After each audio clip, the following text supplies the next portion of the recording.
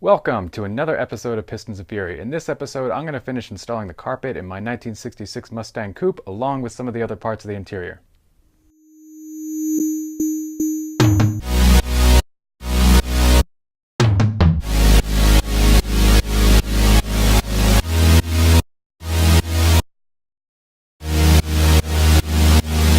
Okay, so where we last left off, I got some of the dash installed, and now what I have to do, I think I realized, and I mentioned in the last video, that I actually have to install my handbrake before I finish the carpet, otherwise I risk messing up the carpet. So I ordered that, and here it is. So if you guys haven't seen this before, this is just kind of Lokar's standard emergency brake. It's 10-inch handle, all chrome plated. I also got their boot kit with the bezel just because this didn't exist OEM, so I wanted something that would kind of closely match the stock one, and this kind of does. It's just kind of a black faux leather with the oval shaped chrome bracket. So I don't know if I'm going to install that today. We'll see if I get to that. But definitely the handbrake's going in. So the first thing I'm going to do is I need to assemble the handbrake just hand tight with the brackets in place so I can create a template so I know what to cut out of my floor. Off camera I did some more polishing, so pretty much got everything polished. This glove box, or the glove box door, which I wasn't sure how it was going to come out, actually came out really nice. I don't know if you can see the detail, but the chrome came out really nice. The black paint's a little faded, so I might try to get some Armor All or something on that to just brighten it up, because I don't want to paint it and have to tape all that chrome off. Windshield visors, or visors, whatever they're called. The chrome came out pretty nice on those, and I'm just going to paint them because they're actually like $100 to buy a new pair. Same with the glove box door, that's also like 100 something. So both of these look just fine for what they are. This little ashtray thing, I think I mentioned last time, that's kind of damaged. I need to fix that. I think it's like $30 to get the stock replacement. Kind of on the fence about whether I should spend the money or just weld that up real quick and sand it out with some body filler, but we'll see. And then the steering wheel, I also polished this. I finished polishing some of the tighter spaces in that. I think it looks pretty good. I'm going to leave that. And then finally I did this AC control, which turned out really awesome. So it's the chrome finish on that. Came out really well. So, and then also the original AM radio. In these old cars, I like to keep the original AM radio intact and do whatever I'm going to do with my stereo in kind of a hidden way, just because the AM radio just looks so good. They do sell models that have the original AM look, but like modern internals, those are $500. I'm not going to do that. I'm going to do something else with this car, but we're going to keep that. I might even hook it up and make it work because I like the glow, the green glow at night. But anyway, that's where I am. I need to put this handbrake bracket together and make a template out of that, and then we'll come back and see where we are.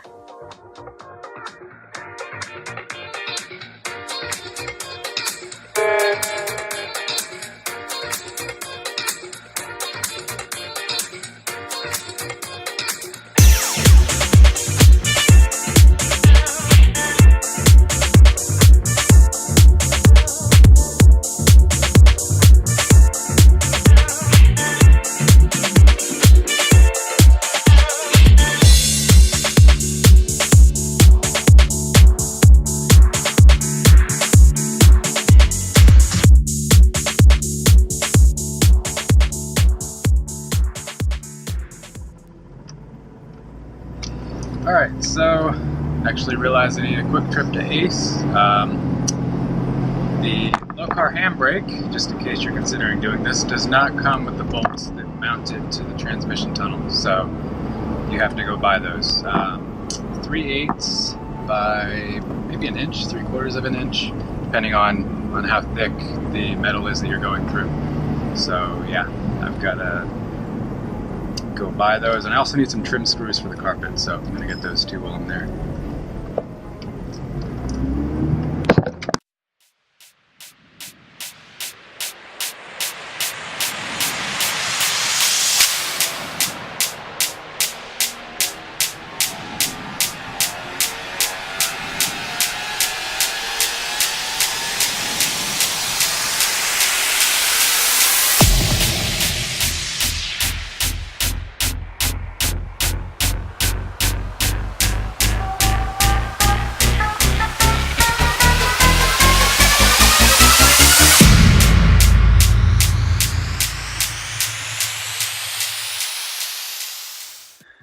Okay, so I ended up going with stainless hardware. It was a little more expensive, but given that these are going to be on the other side of the car, exposed to moisture, salt air, etc., I decided that would be a wise investment. So I went to top, rounded, low profile, because it's going to be under the carpet and under some kind of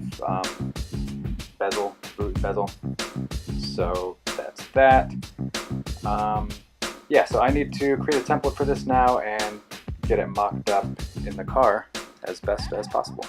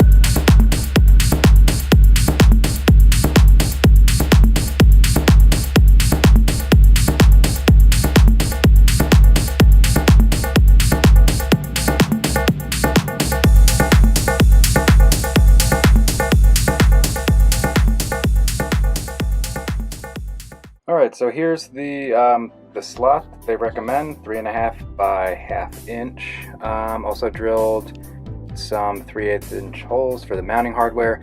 I probably saw in that segment that I flipped the mounting brackets upside down just to get my hole alignment, because I don't want to do that while I'm crawling under the car.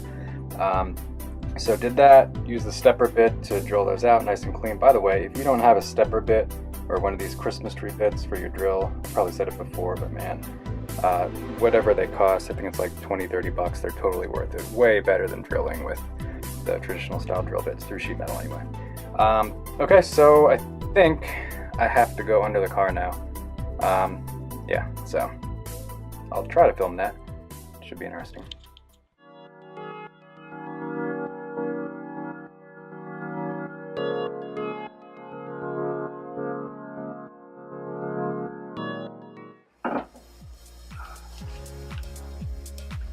Alright, so that pretty much sucked, but I eventually got it in. I think reading the instructions probably would have helped a little bit, and also recognizing that it was a two-person job, or should have been, and I should have been prepared to jack the car up more. That probably took a lot of time that I didn't need to be messing around with under the car.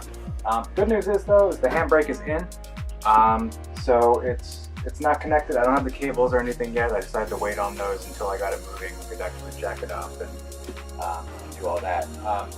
So now I gotta clean up. I got a bunch of stuff in here, and I'm gonna get ready to put the carpet in for real. So do a little more install on the carpet.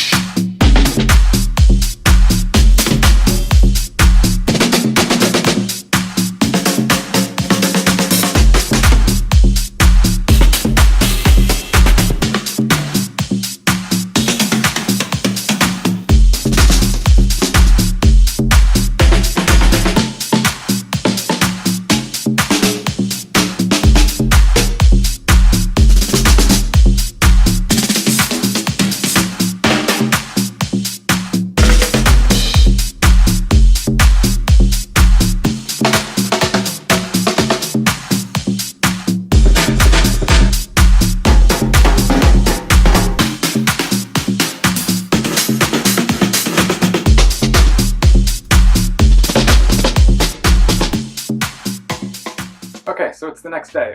Yesterday was a little frustrating with that handbrake. It just took me a lot longer than I thought it was going to, so by the time I actually got around to installing the carpet, I was pretty tired. So ended up with the carpet kind of placed. I did some work off camera with the heat gun, really just kind of boring stuff. I'm trying to get some of the wrinkles out of the carpet, get it to contour to my transmission tunnel and the driveline tunnel.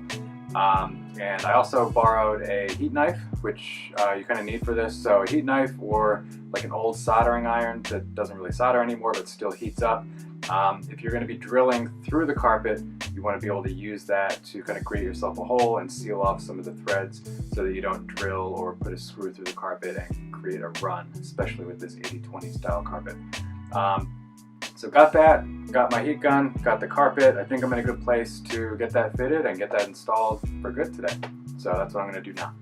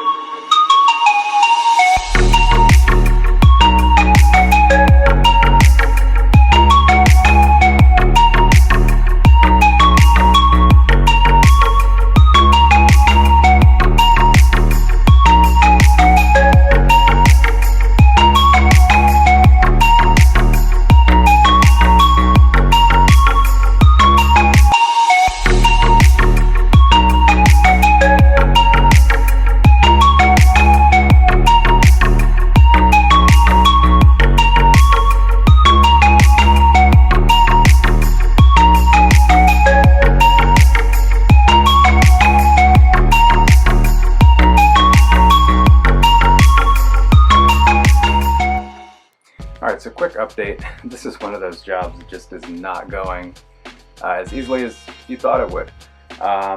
So what I'm thinking is that if I had to revise my earlier recommendation, I would probably advise against the mass back carpet, mainly because the install is a real pain in the ass.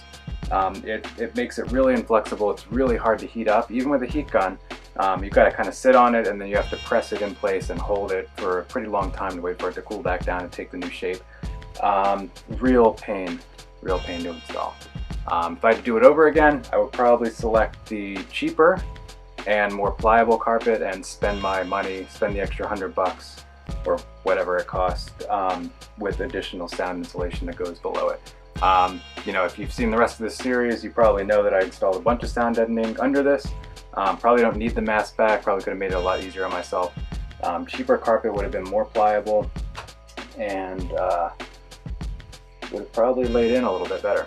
I'm not sure if some of the difficulties I'm having are due to the carpet being in a box sitting on a shelf for a while, but I would expect molded carpet to be a little bit more molded, especially on a very common car like a Mustang. I mean, this is probably one of the most restored cars out there, you know, that's not a Chevy. So anyway, I'm gonna keep going. I'm gonna bust out the heat gun and try to get out some of these wrinkles. I am going to pull one of the sill panels out to see how much carpet I need to leave on the sides, because that's currently where I'm having some difficulties. It's really bunching up. It doesn't look like it's molded correctly, so I need to fix that. But yeah, that's what I'm doing now.